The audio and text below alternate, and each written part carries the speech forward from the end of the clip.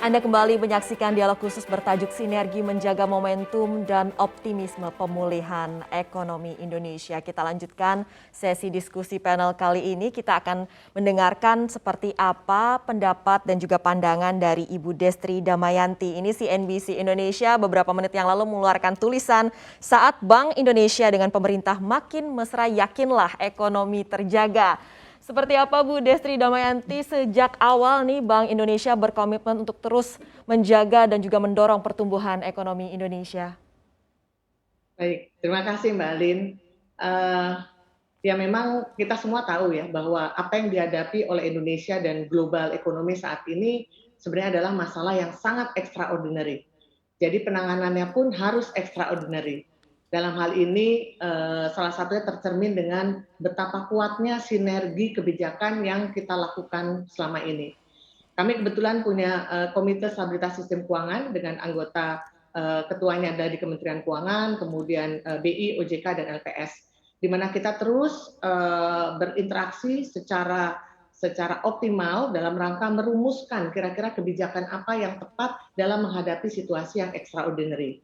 Dan kami di Bank Indonesia sendiri, kita mempunyai berbagai kebijakan dan apa yang kami ambil itu adalah kita mengoptimalkan bauran kebijakan moneter, makroprudensial, sistem pembayaran, dan juga kebijakan-kebijakan pendukung lainnya seperti pendalaman pasar keuangan, UMKM, dan juga untuk keuangan syariah.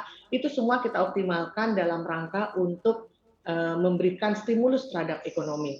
Sebagai contoh, untuk kebijakan moneter, selama ini kan biasanya orang hanya melihat BI kebijakannya bagaimana, suku bunganya seperti apa gitu kan. Tapi kan dalam kenyataannya kita punya banyak instrumen dalam rangka untuk mendorong stimulus, mendorong perekonomian kita.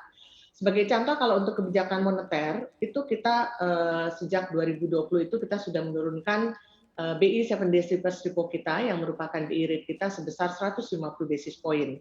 Kemudian juga kita menurunkan DWM sebesar sekitar 300 basis point.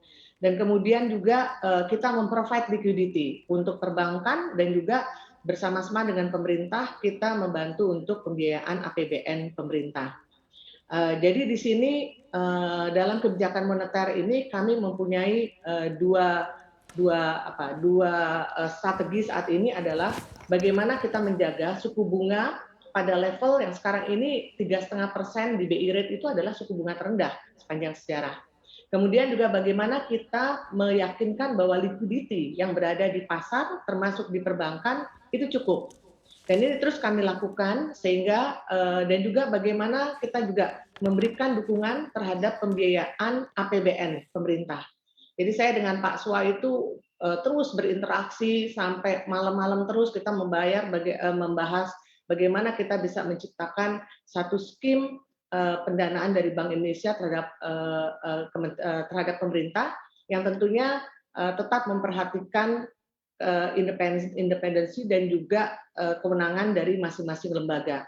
Dan kami akhirnya sejak 2020 Bank Indonesia sudah mendukung pemerintah dalam hal untuk pendanaan di APBN tersebut. Kami masuk ke pasar ke Bank Indonesia di mana kami melakukan pembelian SBN hingga sekitar 473 triliun. Dari tahun 2021 ini kami juga sebagai standby buyer ataupun backstop dari pasar SBN tersebut dan kami sudah masuk sejauh ini 124 triliun. Namun demikian kita juga melihat kondisi di mana belakangan kita melihat kondisi pasar SBN juga sudah stabil, market demand-nya juga strong sehingga kami juga sebagai standby buyer kita berada di belakang. Kapan dibutuhkan kita akan masuk. Kemudian untuk kebijakan makroprudensial kita juga terus mendorong kebijakan makroprudensial yang sifatnya akomodatif. Di mana kita tahu kalau kita lihat investasi tumbuhnya luar biasa. Jadi PDB kita di kuartal kedua ini benar-benar kita melihat pertumbuhan yang sangat sehat. Karena ini broad base, di mana semua segmen pengeluaran itu tumbuh, bahkan investasi pun bisa tumbuh hingga 7,54%. Dan yang menarik lagi, investasi untuk non bangunan itu tumbuhnya double digit, yaitu 18%. Dan ini kalau kita lihat juga kita bersama-sama dengan pemerintah dan OJK kita melihat sektor-sektor yang memang potensial dan kita membuat satu kebijakan bersama. Seperti misalnya down payment untuk sektor otomotif, kemudian untuk sektor perumahan, itu kita berikan keleluasaan sampai 0%. Dengan juga LTV kita meningkatkan juga hingga 100%. Jadi berbagai kebijakan makroprudensial juga kami berikan dalam rangka pelonggaran. Dan untuk kebijakan sistem pembayaran, kita terus meningkatkan kualitas dan juga coverage dari sistem pembayaran kami, terutama dalam era, kita tahu era COVID seperti sekarang ini mobilitas terhambat, tapi tentunya kita nggak ingin transaksi perdagangan ataupun transaksi ekonomi terhambat. Nah, oleh karena itu Bank Indonesia terus mendorong pemanfaatan digital payment kita untuk mendukung digital ekonomi yang terus mengalami penguatan. Jadi salah satu penguatan dari konsumsi masyarakat ini memang kita lihat sangat dipengaruhi oleh meningkatnya secara pesat transaksi e-commerce dan yang didukung dengan digital payment yang tumbuh ataupun uang elektronik yang tumbuh sangat pesat pula. Jadi sekali lagi mungkin Mbak Alin di sini bahwa sinergi kebijakan dan sinergi koordinasi antar kementerian, lembaga, dan tentunya juga dengan didukung oleh Bank Himbara dan perbankan kita secara keseluruhan, ini menjadi salah satu faktor yang menyebabkan kenapa ekonomi kita di kuartal 2 ini bisa tumbuh dengan cukup dengan kuat di level 7%. Mungkin itu dulu yang bisa saya sampaikan, Mbak Alin. Ya, terima kasih Ibu Destri. Nanti kita akan berbincang lagi. Sementara ini saya akan ke Pak Sunarso terlebih dahulu sebagai Ketua Himbara sekaligus Direktur Utama BRI. Pak Sunarso, seperti apa Pak peranan penting dari Himbara untuk membantu akselerasi pemulihan ekonomi di Indonesia sejauh ini? Terima kasih Mbak Alin.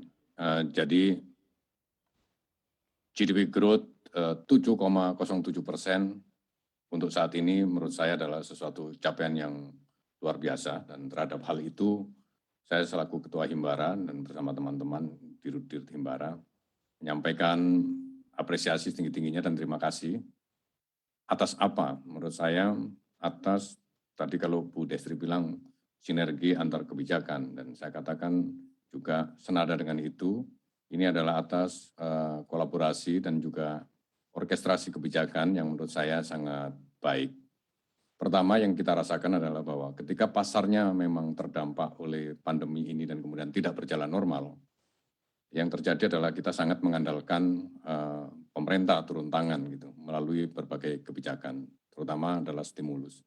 Dan stimulus yang kami rasakan yang melibatkan Himbara adalah pertama adalah government investment. Ya. Government investment, kita tahu bahwa pernah untuk tahap pertama 3 bank dititipi deposito oleh Pak Sua waktu itu, 10 triliun, dan kemudian ada yang 15 triliun, dan kemudian ada yang 5 triliun, dan kemudian kita diminta untuk meleverage dalam bentuk kredit 3 kali lipat, dan sudah kita laksanakan. Itu adalah salah satu bentuk government investment.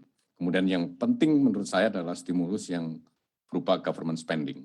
Dan government spending ini menurut saya banyak banget ya yang sudah dikucurkan oleh pemerintah melalui berbagai subsidi, terutama subsidi kepada masyarakat di bawah, baik subsidi berupa bantuan tunai, bansos, dan kemudian juga kredit pun kemudian bunganya disubsidi. Itu adalah government spending yang menurut saya pengaruhnya sangat signifikan terhadap pertumbuhan ekonomi ini.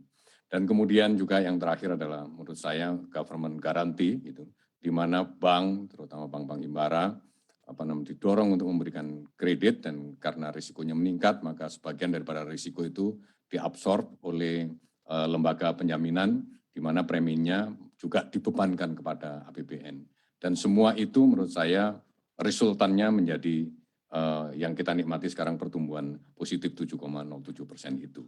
Terus kemudian ke depan kolaborasinya dan lain-lain, menurut saya dalam berbagai penyaluran stimulus itu peranan Himbara sangat besar, terutama untuk menyalurkan stimulus kan nggak gampang gitu. Untuk bisa stimulus itu supaya tepat sasaran, paling tidak dibutuhkan 4 komponen yang harus kita sediakan. Pertama, duitnya harus ada, gitu. Dan duitnya itu disediakan oleh Kementerian Keuangan, oleh Pak Sua di sini. Terima kasih Pak Sua, gitu.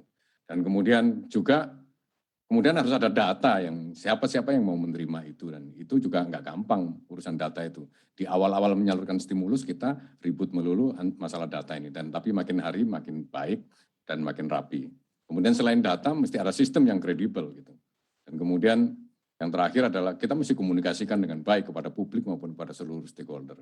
Dan dari 4 komponen ini saya pikir Himbara cukup kuat peranannya, terutama di 3, data, kemudian juga sistem penyaluran, dan kemudian komunikasi kepada penerima. Yang lain mungkin kebijakan yang kita patut kita apresiasi adalah kebijakan tentang kelonggaran penilaian kualitas kredit yang diberikan oleh OJK, yang kita kenal dengan bahwa kita kemudian melakukan restrukturisasi karena kita memang harus menyelamatkan kredit-kredit kita, dan kemudian harus menyelamatkan terutama pengusaha-pengusaha UMKM. Dan yang tidak kalah penting adalah yang disampaikan Bu Desri tadi, berbagai kelonggaran likuiditas telah diberikan oleh Central Bank ya, dalam hal ini, dan tadi sudah disampaikan penurunan 7 days repurchase repo dan lain-lain. Jadi intinya adalah stimulus dari pemerintah, kemudian kelonggaran aturan-aturan dari OJK, dan juga kemudian kelonggaran likuiditas yang didorong oleh Central Bank. Inilah yang kemudian sekarang menghasilkan resultannya secara agregat kita tumbuh 7,07% ini. Demikian sementara dari kami. Oke, kita akan break terlebih dahulu. Kami akan kembali dengan informasi terkait strategi dari Himbara untuk bisa mengakselerasi pertumbuhan kredit demi menjaga momentum pemulihan ekonomi Indonesia. Tetaplah bersama kami dalam dialog khusus bertajuk Sinergi Menjaga Momentum dan Optimisme Pemulihan Ekonomi. Kami akan kembali usai jeda.